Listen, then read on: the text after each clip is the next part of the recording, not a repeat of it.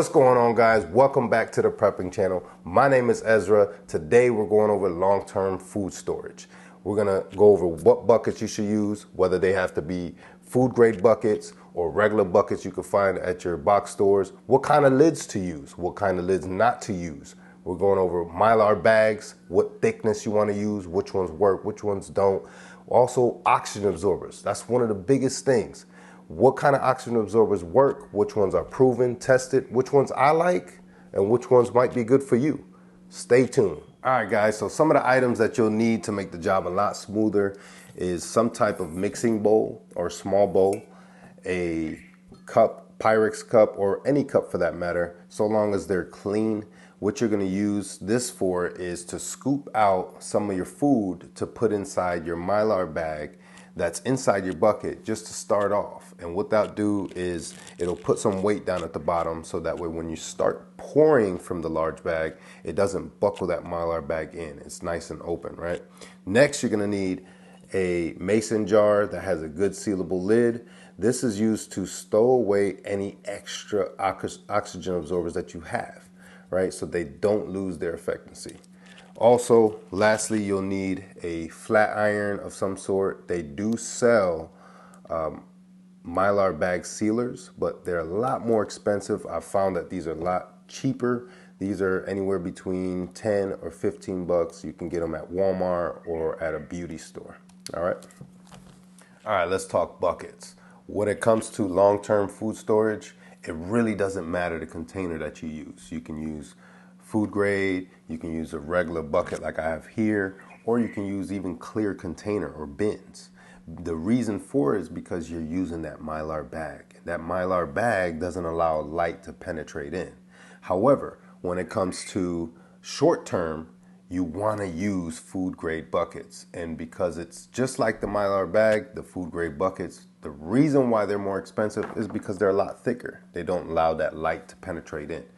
Now, when it comes to lids, now there's a preference there, right?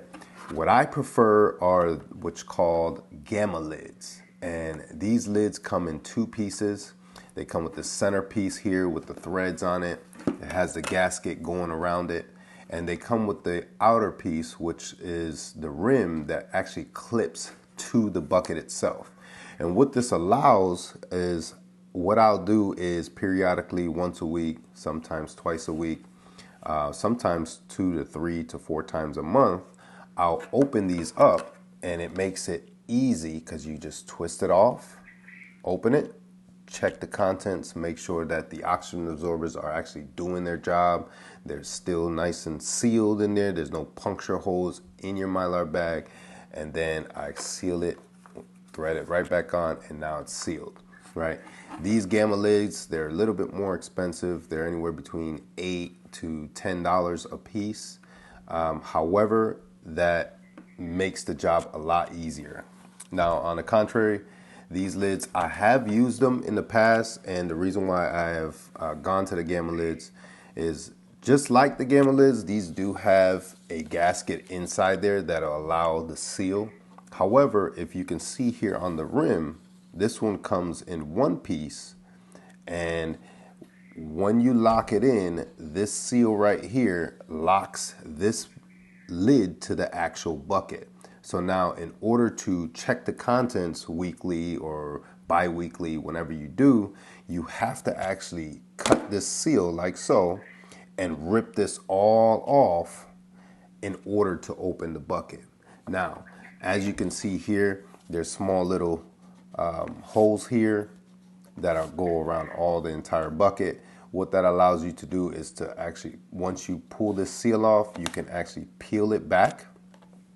And that's where I have the problem with these lids, is because as you continue to check them, if you check them once a week, twice a week, these little gaps here, they start to go further and further up the lid and start to expose the actual gasket that's underneath.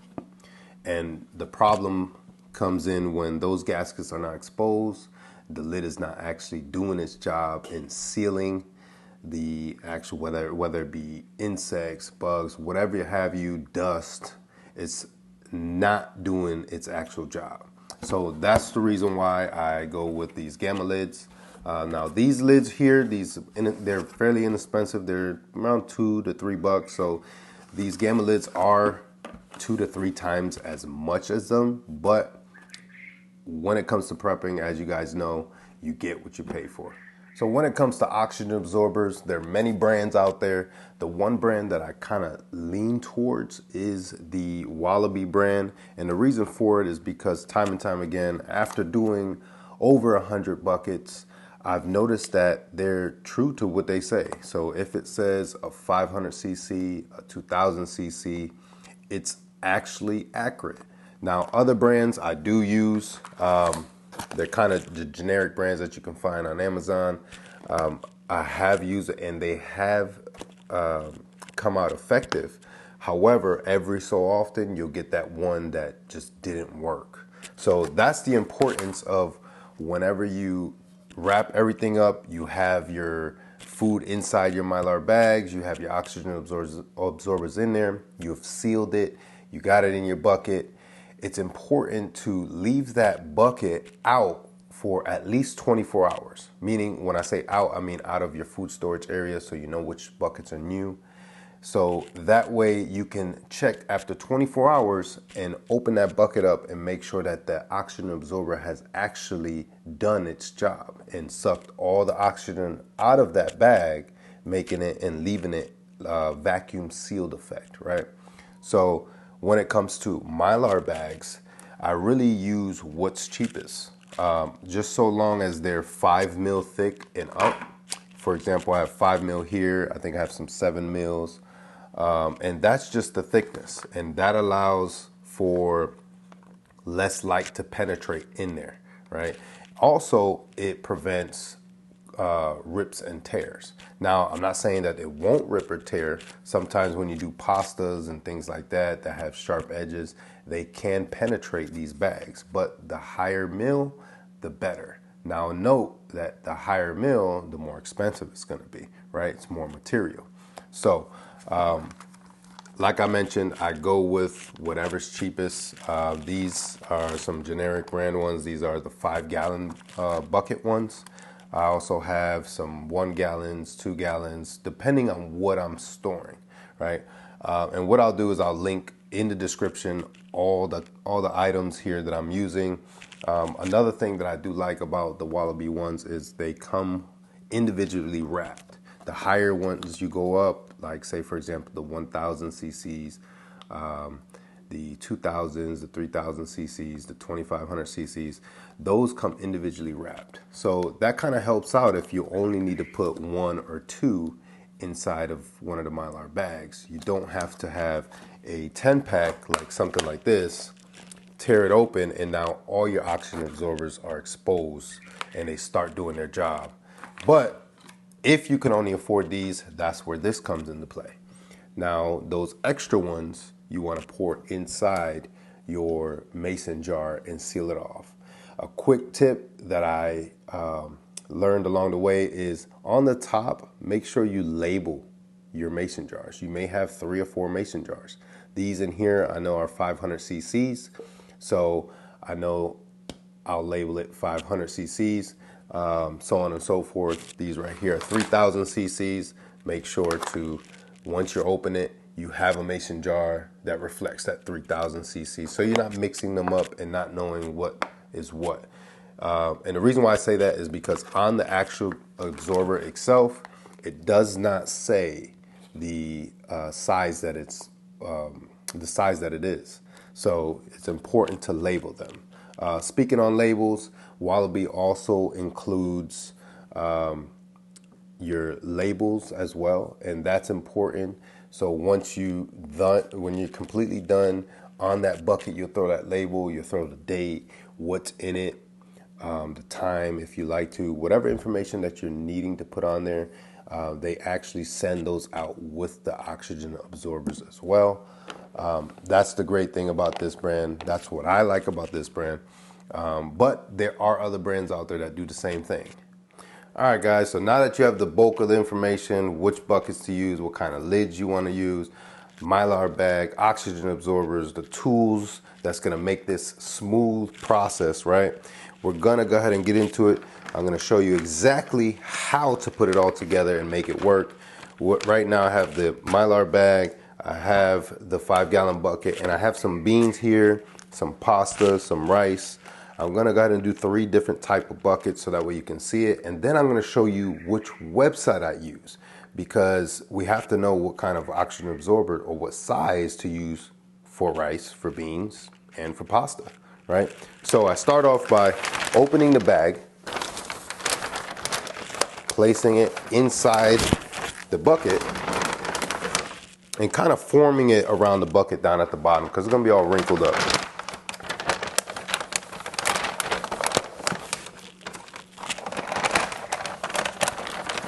Now, once I have that done, this is where that small mixing bowl or that cup that you use, this is where that comes into play. I'll use this for either the beans, the rice, the pasta, typically for the smaller things like the rice. The beans, not as much because the bags are not so large. I actually have a bag of beans here that I've already started on another one. So this one I'm just gonna pour right in. But typically that's what I'll use that mixing bowl for.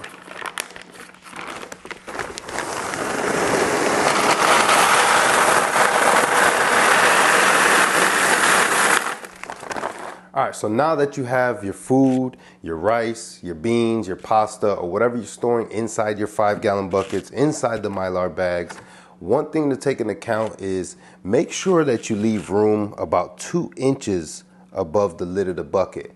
And what that does is allows you to fold the bag down in there and for room for that lid to close without puncturing that Mylar bag. But before we get to that point, we need to know how many oxygen absorbers we have to do for pasta, how many for beans, and how many for rice. So the website that I use is called US Emergency Supply. And what I simply do is just go straight onto Google, go to US Emergency Supply, click the link, go up to Informational Center. Down on the right towards the middle, there's oxygen absorber recommended amounts. Now when I go here, you can see the different container types on the left. On the right in the middle, you have wheat, flour, grain, rice, or more dense, meaning with less air flow through them. And towards the right, you have pasta, beans, less dense or more airflow or holes in them, right? So first and foremost, I need to find my container sizes. So as I go down, right here it says food storage buckets, 6 gallons, 5-gallon buckets. However, that's what we're using, but we need to go a little bit further down where it says Mylar bags, because we have them in Mylar bags. The top one is more for short term, right?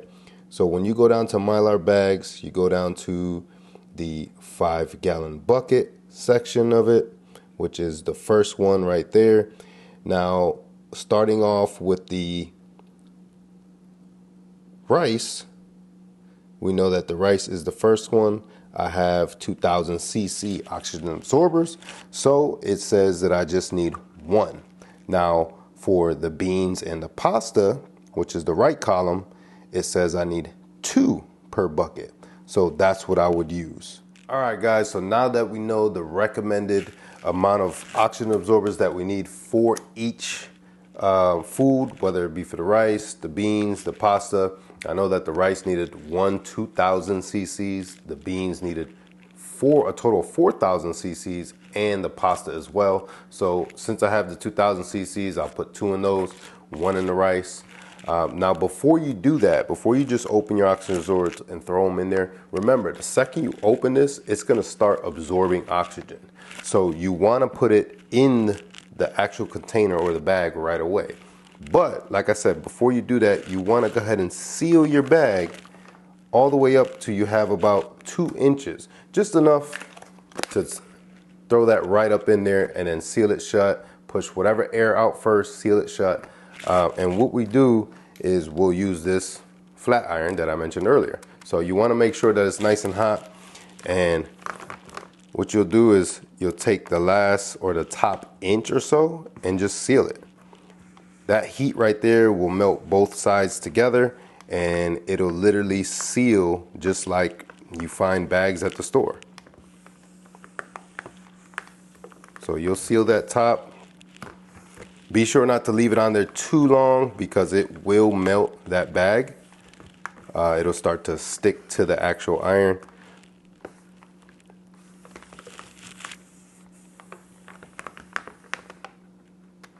So now that I have it to where I only have a couple inches, what I'll do is I'll rip open my oxygen absorber at 2000 cc's. I'll peel it open. I'll throw it off in there. And then I'll begin to push as much air as I'm folding the bag in to the bucket. As much air out as I'm folding the bag into the bucket.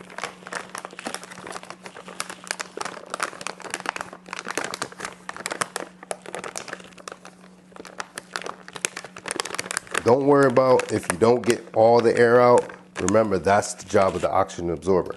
As much air as you can without tearing the bag, then grabbing your iron and sealing off the last 2 inches.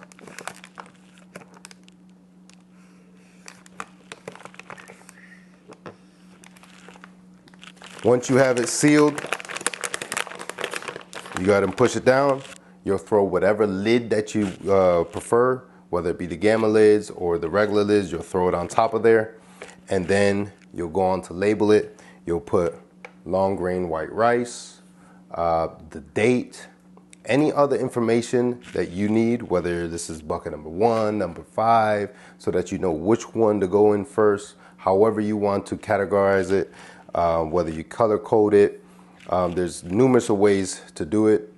But you'll label it, and then remember what I said earlier in the video was this bucket here, these 3 buckets, I'll keep to the side. I won't put them in my storage area because I want to wait 24 hours to see if that oxygen absorber actually does its job. Now, if you see 24 hours later that there's still a lot of air in here and the oxygen absorber didn't do its job, it's possible that you need to throw another oxygen absorber in there. However, what you do is you'll peel it back up and you'll take some scissors and snip off only those 2 inches off, and you'll add, for example, the rice only needed 1. You'll add the initial 1, and then you'll add another 1. So that original oxygen absorber, more than likely it's depleted. It tried to do its job. It pulled out as much as it can, but then you open the bag back up, so you want to go ahead and add the 2. And then you'll just seal along what you cut. Before that, you'll push all the air, do the steps all over again, seal it, push it down, wait another 24 hours. More than likely, it'll be sucked in. All right. Once it's sucked in, then you can go ahead and place it into your storage area. Right. So moving on to the pasta and the beans. Remember, they need a total of 4,000 cc's. So 2 of these 2,000 ones. We're going to repeat the same step. You're going to go ahead and flatten it, make it nice and even. Get your flat iron and do that first, or that top inch and a half or so, and just go down the line. And the key here is to make sure that your bag is nice and flat, just pulling it just like that, making sure it's level and even. And that your iron is nice and warm, nice and hot, so that way it doesn't take you forever to do this part.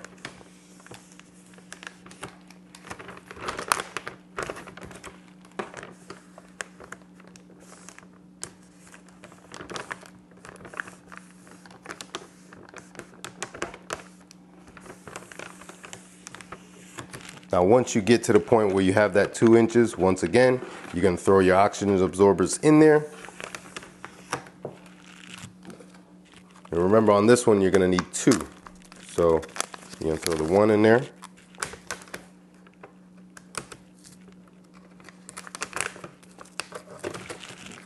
And you're going to throw the second one in there. And this is a good thing about the Wallaby ones. You don't have a huge pack that you have to hurry up and do, a pack of 10.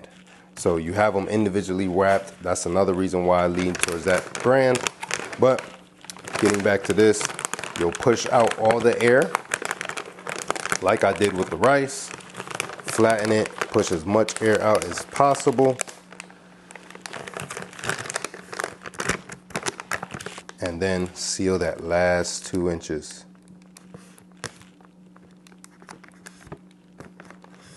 Now, like I mentioned before, after those 24 hours, if you notice that it didn't seal and you go ahead and add the extra oxygen absorber and waited another 24 hours and the same thing occurs, that may mean that you have a hole in that bag. And that's why the oxygen absorbers are not sucking all the oxygen out. So you may need to pull the bag out, examine it. It may be a hole, and start the process completely all over again. Taking that bag, you can possibly use it for something smaller if the hole's not so low down in the bag. But taking that bag, tossing it to the side, putting a new bag, starting the process all over again. All right, guys, so this is how you do long-term storage food. If you got any questions, throw it in the comments, like, subscribe, share this video, and we'll be coming out with more content for you soon.